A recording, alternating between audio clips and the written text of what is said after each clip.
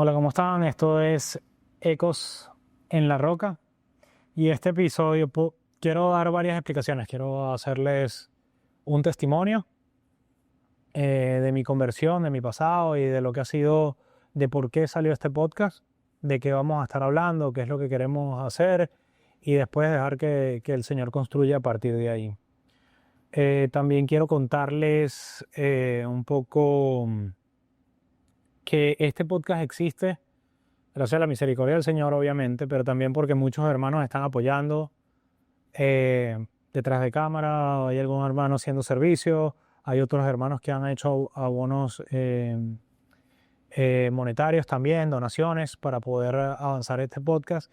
Y hay como 4 hermanos que tienen mucho que ver, que insistieron mucho en que vieron mi podcast del pasado cuando hacía negocio en las rocas, que sacar el podcast, que tenía una habilidad para hablar y conectar. Y bueno, yo no había querido escuchar porque me daba mucha vergüenza mi pasado. Y bueno, cuando uno tiene vergüenza, eso es el pecado. Y por eso es que voy a decir mi testimonio, para que tengan una idea de por qué sale el podcast más allá de estos hermanitos que siempre me hablan en privado. Ellos saben quiénes son, no voy a decir nombres porque no sé si los comprometo en algo. Y también han sido parte de apoyo de que esto salga. Para comenzarles, soy venezolano, tengo 36 años, nací en una familia católica, soy el hermano del medio de 3 hermanos, 2 mujeres y yo. Una hermana mayor hermosa, una hermana menor hermosa, unos padres espectaculares. Y yo nací con problemas respiratorios. En esos problemas respiratorios, el Señor, una tía me consagra al Nazareno en Caracas. Y ella hace una promesa de que me iban a llevar al Nazareno. Cuento esto porque es la razón por la que siento que el Señor me ha ido eligiendo y me ha ido cuidando, a pesar de que yo he hecho todo lo contrario a lo que pide el Señor. Me consagran al Nazareno recién nacido. Yo no tengo recuerdos de eso, pero me cuentan que yo me enfermaba muchísimo. Esa tía me consagra al Nazareno y conoce a un doctor que sana mis problemas respiratorios. Esos problemas respiratorios son sanados, y la promesa de mi tía era llevarme 3 Semanas Santas seguidas al Nazareno. La tercera Semana Santa, a los 3 años, mi familia y mis padres se olvidan y se van a la playa y me enfermo en la playa y me tienen que llevar al Nazareno. Desde ahí yo siento que el Señor me eligió. Crecí con una profunda fe espiritual, pero yo tenía mucho desorden. Sigo teniendo y es parte de lo que voy trabajando, pero empecé a crecer muy espiritual. Rezaba el rosario con mi mamá, le preguntaba mucho a mis tías. Soy una persona muy sensible, demasiado sensible para la sociedad, a veces para los hombres. Ser un hombre sensible es complicado, porque no nos enseñaron asertividad masculina, a manejar nuestras emociones y a la vez ser esa figura fuerte protectora, ¿no? Sin dejar de ser vulnerable.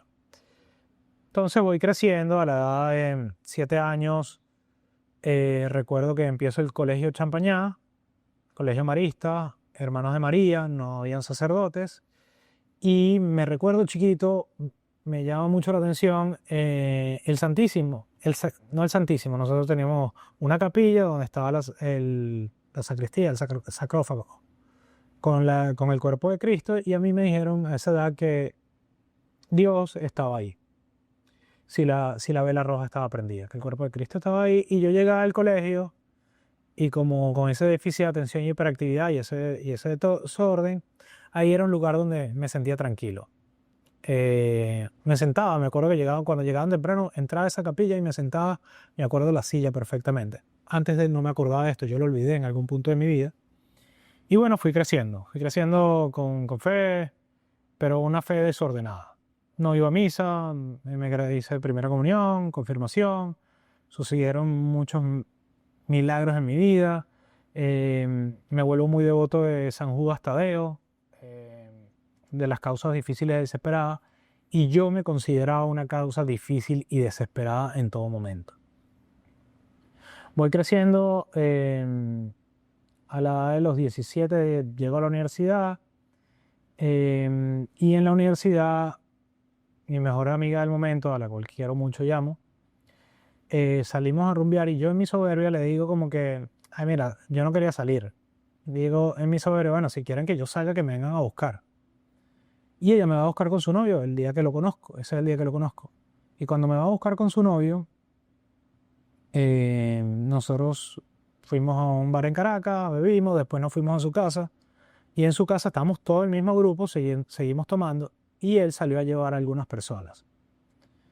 Ahí, no sé qué pasó conmigo, yo estaba bien tomado, pero algo me dijo, pídele a otra persona que te lleve. Y le pedí a otra persona que me llevara. Esa persona me lleva a mi casa, no recuerdo quién es esa persona, no tengo ni idea de quién es esa persona, y llego a mi casa. El grupo se va, él sale a llevar a las personas, a mi amiga, y esa persona de regreso se queda dormido y fallece. Mi amigo fallece, al día siguiente me despierto, recuerdo que todavía era la época de Messenger, y recibo un mensaje de mi amiga preguntando, mira, ¿sabes algo de mi novio? Y le digo, no sé, tú te fuiste con él, la verdad es que no sé. Me vuelvo a acostar a dormir porque obviamente estaba enratonado. Y mi amiga me escribe, después le escribo más tarde y me dice, se murió. Todavía recuerdo el Nokia blanco con azul, el mensaje como si fuera ayer. Ahí me conecto en la computadora y hablo con mi papá y mi papá me pregunta cómo estoy y le digo, oye papá, acaba de pasar le pregunto a mi papá cómo está por Messenger, pues yo tenía la computadora en el cuarto, me levanto, me siento en el escritorio y le escribo a mi papá cómo está, tal. Y me dice, oye, estoy mal porque me visitó un profesor de educación física de un colegio y acaba de fallecer un chamo muy joven de tu edad. Y yo le digo, papá, yo estaba con él anoche. Wow. Y le echo la historia de lo que me pasó y tal, y bueno, yo no veo a mi amiga hasta el entierro, y mi amiga me da un abrazo muy sentido y me dice con mucho dolor que se sentía culpable porque él siempre la llevaba a ella de última y esta vez la dejó de primero.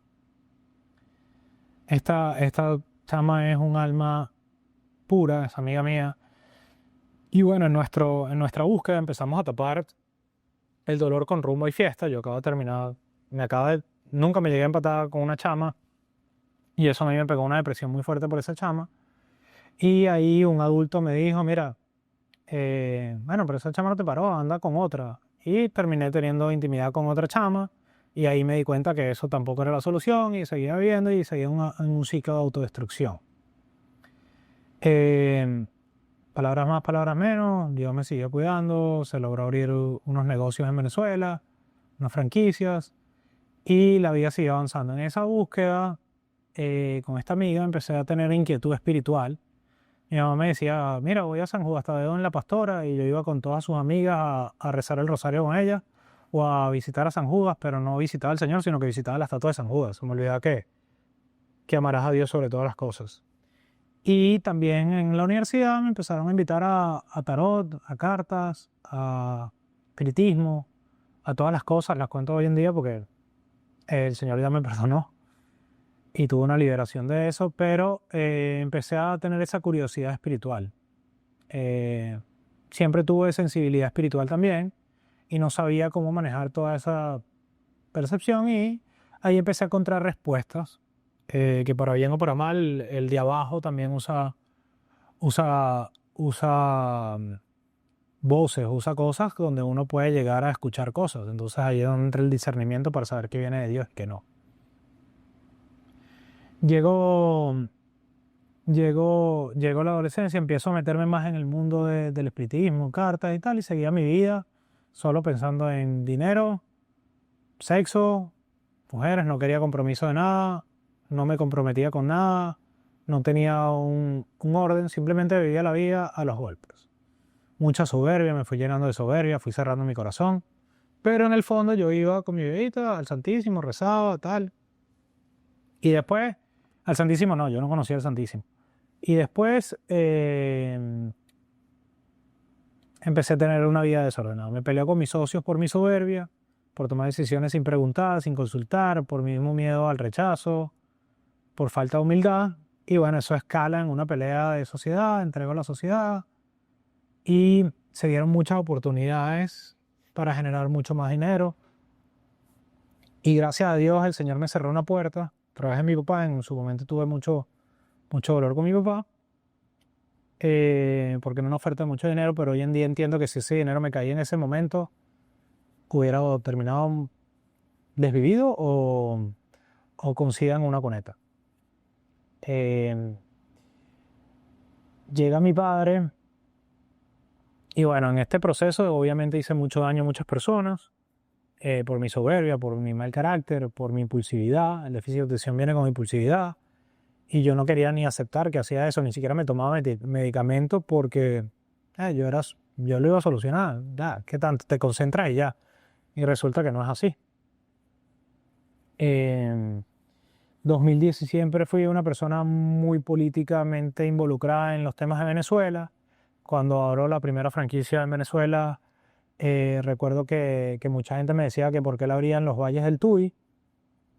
Y yo en mi cabeza sentía que era como, una ciudad dormitorio que necesitaba oportunidades y llevar un software para allá era oportunidad para esa gente y para mí. Y había una barrera social en ese momento y era mi punto de vista de servicio. Hice una amistad con mi equipo de trabajo, se abrió a los 21 años y empezamos a crecer, se abrieron más. Pero ese primer software el Señor me lo da porque yo lo abrí con buenas intenciones. Cuando empecé a abrir más software y a crecer aceleradamente, empezó la soberbia y empezó a querer ser más.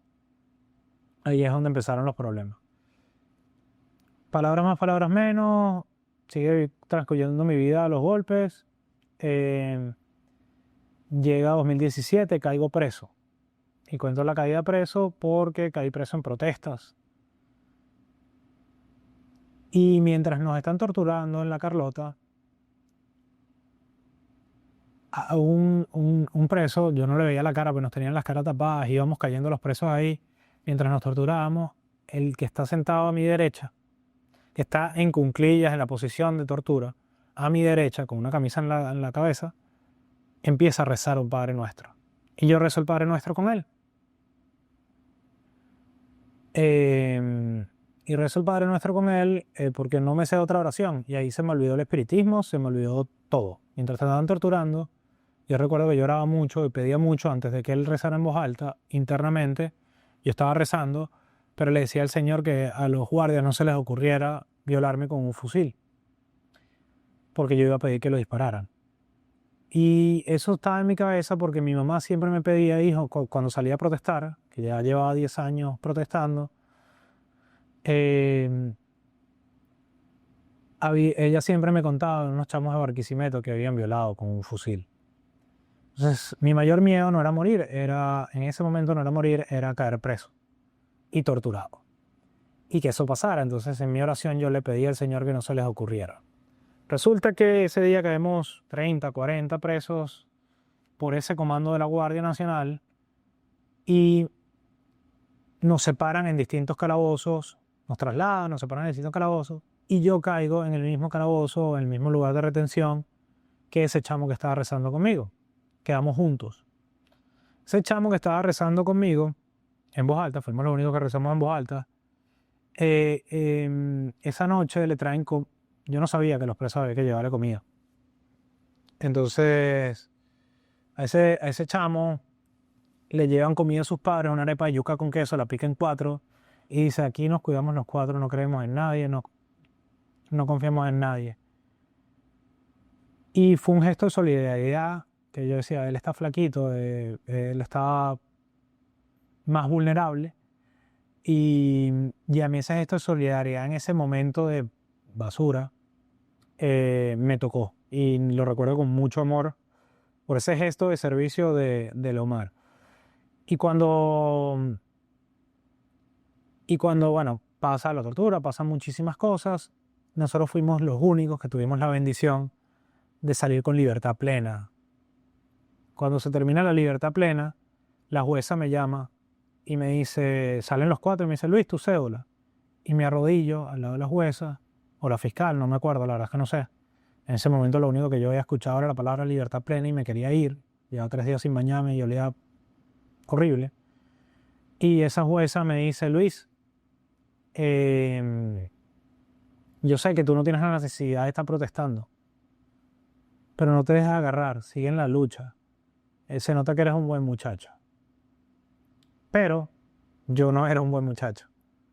Yo era un chamo que estaba frustrado y usaba mi tristeza y le echaba la culpa a lo que pasaba en Venezuela para justificar mis propias miserias e ir cerrando mi corazón. Fui cerrando mi corazón y me volví cada vez más soberbio. 2021, gracias a mi mejor amigo y a otras personas, el Señor me da la oportunidad de volver a tener otra oportunidad de negocio, generando un delivery, logística. Crece muchísimo en pandemia, pero nos empieza a caer el FAES por temas de gasolina. Nosotros despachamos medicinas y alimentos, había que tener gasolina almacenada. Empieza la extorsión, robo de gasolina de los empleados, se pone muy difícil la situación. Y cuando cae el FAES, yo en ese momento estaba muy involucrado. Me fui a un evento de paganismo en la playa, estaba involucrado en cualquier cantidad de toxicidad en mi vida. Y a la semana, Diosdado el Tribunal Supremo dice que el Nacional le debe pagar. Ahí están mis oficinas. Y bueno, Diosdado toma las oficinas como embargo y todas las cosas y todo lo que habíamos empezado a construir en unas circunstancias complicadas se pierde. Eso pasa un día, a los 30 días me encuentro en Estados Unidos y yo no sabía que yo estaba tan tocado psicológicamente o psiquiátricamente por el tema de Venezuela, aún sin tomar medicina. Y bueno, llego a situaciones extremas aquí de vivir en la calle, de dejarme el abandono, de depresiones, de frustración, de rabia, de que estaba en Miami y todo era como Venezuela, los venezolanos, rabia contra mi propia gente y al final era rabia contra mí mismo. Y decido irme a Cincinnati. Hay personas que me ayudaron económicamente en ese momento, algunos no les he podido devolver, otros se les está devolviendo. Pero bueno, estaba en esa pérdida económica y estaba mal, estaba perdido. Después entiendo que el Señor también te da directrices en lo económico.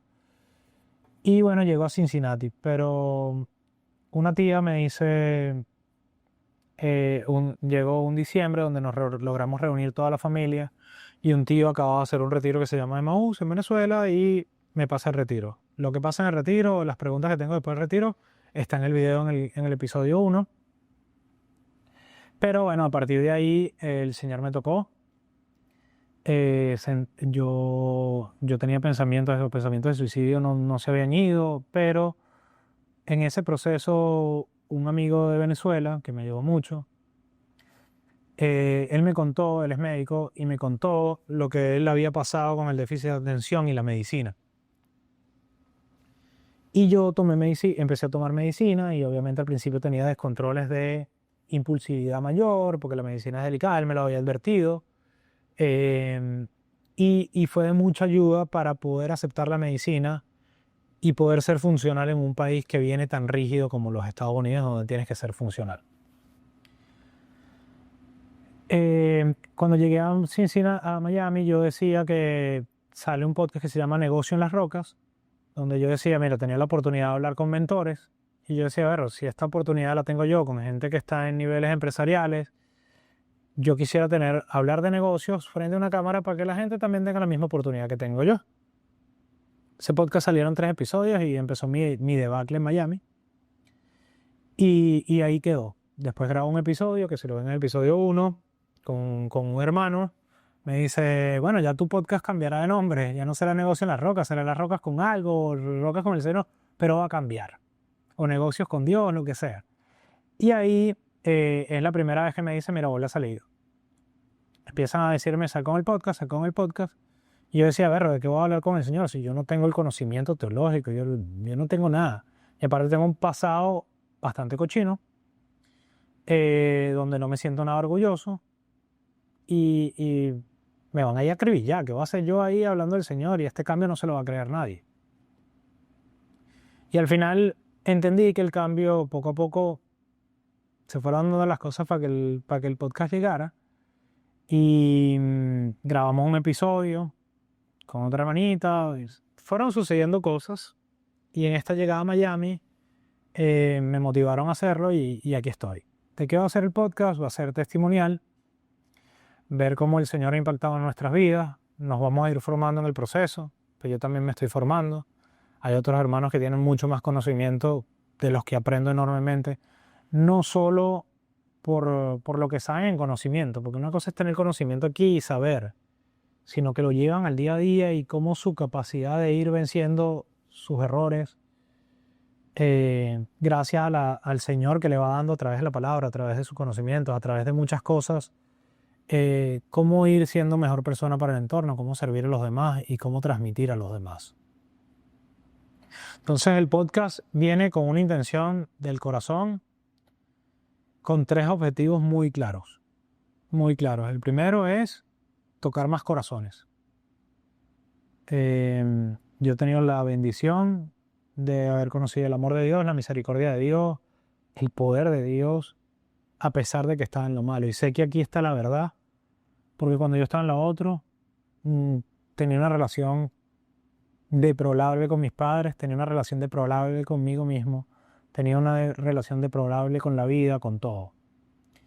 Y hoy conozco a Dios y sé que siempre me estuvo agarrando desde que estuve de niño. Entonces, cuando sé esto, yo lo que quiero es transmitir verdad. A pesar de que esa verdad va a traer divisiones, personas que no me quieran, personas que no se sumen. Yo no estoy para ser querido, yo estoy aquí para hacer lo que el Señor me pide hacer. Y siento de corazón que esto es lo que me ha pedido hacer el Señor. Redimir todo mi error a través de comunicar su palabra y cómo mi conversión puede ayudar a otros. Y mi conversión no es un tema de que fui a un retiro y llevo un año, no, sigo en esa conversión porque cada día quiero cambiar y mejorar y hay cosas en las que todavía sigo cometiendo los mismos errores. Luego de esto, el segundo objetivo, evidentemente, es dar una ventana para que otros hermanos se expresen, otros hermanos sin conocimiento, sin tanta formación, también puedan dar su testimonio y puedan decir lo que hay en su corazón y cómo Dios los tocó. Y la tercera, que es una promesa del Señor, que la hago pública, es que este podcast tiene una sociedad con algunos hermanitos. Hay un porcentaje dividido en partes iguales entre la cantidad de personas que son y un 10% va a ser para donación. Pero mi parte, y eso es una promesa personal con el Señor, mi parte va a ser para redimir deudas del pasado. Deudas de antes de este caminar. Porque solo puedes conocer, el Señor me va a juzgar cuando yo llegue al cielo, o puede ser hoy. La palabra dice, hay que estar preparados para... pero ese hoy no me agarra completamente bien porque debo dinero a gente que quiero y a gente que me olvidé y no afronté esas deudas de manera correcta, por mi desorden. Hoy en día me encuentro medicado para mi déficit de atención, lo que me permite ser funcional y no estar saltando de una cosa a otra. Me permite estructurarme de otra manera, me permite estar más tiempo en oración realmente y no disperso frente al Santísimo y frente al Señor. Y bueno, mi intención con esto es redimir, construir los puentes, reconstruir puentes que haya rotos, los que se puedan, los que el Señor me permita. Cargar mi cruz, que mi cruz no es mis errores del pasado, sino lo que dejo de hacer por servir al Señor y por seguir a Dios. Y bueno, ese porcentaje va a ser netamente para restablecer las obras del pasado y redimir el pasado. No me interesa el dinero en este caso. Vivo en este mundo, pero no soy de este mundo. Pero sí quiero restablecer y arreglar relaciones.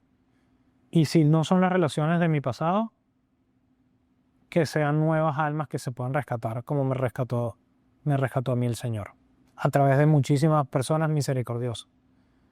Y quiero decir que en este proceso muchas personas misericordiosas han estado en mi vida y siguen sosteniendo esto.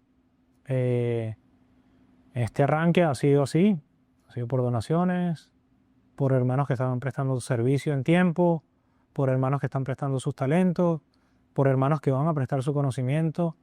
Y la única intención, en el fondo, de esas tres intenciones y esas tres estructuras es hablar de Dios, buscar la verdad, aprender, y no solo aprender por aprender, sino que ese aprendizaje transforme nuestro hogar, nuestra casa, nuestra persona, nuestro círculo, nuestra comunidad, para bien. Y el bien es servir, amar. En este proceso yo he aprendido a perdonar, a sanar mi corazón, a abrirlo, a ese corazón de piedra que tenía, de soberbia, que no me podían decir ni esto, y yo me volteaba y me iba y dejaba a todo el mundo y no me importaba a nadie. Hacerlo. Y ha sido un caminar acelerado en mi caso, intenso, como todo el 90% de mis cosas en mi vida, pero es un proceso en el que yo quiero redimir, quiero servir al Señor, y no se trata de lo que yo quiera, sino de lo que me pide el Señor. En este proceso he aprendido, me han pasado circunstancias donde me he reencontrado con gente del pasado y se ha sanado esas relaciones hasta milagros. Y no solo porque el Señor me cumpla milagros, quiero decir esto, sino que este camino no ha sido fácil y ha sido un camino de sufrimiento, pero sin sufrimiento no ha habido crecimiento espiritual. Lo que sí he aprendido es que cuando me caigo ahora hay más herramientas para levantarme muchísimo más fácil. En mi retiro escuché dos voces, una voz que me dijo, ve al Santísimo, en mi primer retiro que comenzó mi conversión, y eso no ha dejado de suceder en mi vida porque sé que ahí están muchas de las respuestas. Y la otra, escuché la voz de una persona. Esa voz de la persona era una mujer y yo pensé que era interés romántico. Con el tiempo ha pasado que me he dado cuenta de lo que ella ha hecho en su obra, en su vida, y el cambio y la conversión, y he entendido, el Señor me ha dado entendimiento a través del Espíritu Santo, para entender que eso es lo que yo puedo hacer. Hacer mi conversión un poco más pública, para que esa conversión sirva de ejemplo para otros. Ayer decían, hay que apuntar a la santidad máxima, para decir uno se queda un poquito más corto y no sufre en el purgatorio. Yo voy a apuntar a eso y eso es lo que trato de apuntar, porque ya yo he recibido tortura en la carne, no quiero sufrirla en el purgatorio porque debe ser muy dura. Entonces nada, este era un episodio explicativo de hacia dónde vamos, qué es lo que estamos haciendo, con el amor que lo estamos haciendo, inspirado por el Espíritu Santo, y la idea es que si esto es del Señor, esto siga, si no es de Dios, no nos dé los recursos ni el tiempo ni la disposición para hacerlo. Pero aquí hay muchas personas que no están frente a la cámara, muchas, que están donando tiempo y dinero para que esto suceda y lo agradezco de corazón. Y que sea yo el instrumento que esté frente es un privilegio, pero que trae mayor responsabilidad. Trae mayor responsabilidad porque hay que guiar a las personas desde el conocimiento y hacerlo bien. Y yo no me considero una persona para guiar, solo me considero que mi conversión puede ser ejemplo para que otro se convierta, o algún mensaje que transmita un hermano, que transmita un servicio, que transmita una formación que vayamos a hacer aquí pública, sirva para tocar el corazón de otro. Y nos volvamos una comunidad en el amor de Cristo. Gracias por su tiempo. Si se quedaron hasta este punto, les pido que comenten, compartan, le digan a otros hermanos de la comunidad de la iglesia que sigan el canal. Eso nos va a permitir monetizar también. No voy a ser poco transparente. Hay un episodio programado de cómo manejar las finanzas a través de la Biblia, que es muy importante para que también entendamos que esa transparencia y que todo eso también viene del Señor. Así que gracias.